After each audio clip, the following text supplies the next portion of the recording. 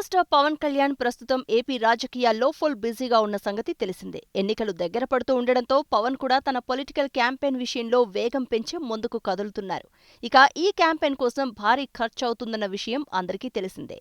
ఈ ఖర్చుల కోసం పవన్ కళ్యాణ్ తన కుటుంబం మరియు పలువురు నిర్మాతల నుంచి అప్పుగా కొంత డబ్బును తీసుకున్నారు. ఆ విషయాన్ని నేడు దాఖలు చేసిన తన నామినేషన్ పత్రంలో పవన్ కళ్యాణ్ పేర్కొన్నారు. నామినేషన్తో పాటు తన ఆస్తుల వివరాలకు సంబంధించిన అఫిడవిట్ ని కూడా నామినేషన్ పత్రంతో పవన్ పొందుపరిచారు. ఆ అఫిడవిట్లో పవన్ తన వదిన చిరంజీవి భార్య సురేఖ దగ్గర కూడా అప్పు చేసినట్లు పేర్కొన్నారు. సురేఖ కొణిదెల దగ్గర నుంచి 2 కోట్లు లోనుగా తీసుకున్నట్లు ఆ అఫిడవిట్లో పేర్కొన్నారు. అలాగే డివివి ఎంటర్టైన్మెంట్స్, మైత్రి మూవీ మేకర్స్ తో పాటు మరికొందరి నుంచి కూడా పవన్ లోన్గా కొంత అమౌంట్ ని తీసుకున్నారు.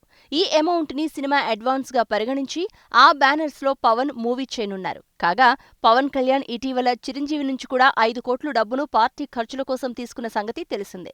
అలాగే కొడుకు రామ్ చరణ్ ని కూడా పవన్ కి డొనేట్ చేయాలంటూ చిరంజీవి కోరారు. ఇప్పుడు భార్య సురేఖ కూడా పవన్ కి డబ్బులివ్వడం విశేషం. ఇక ఇదే అఫిడవిట్ లో పవన్ తనకి ఉన్న వాహనాల వివరాలను కూడా తెలియజేశారు.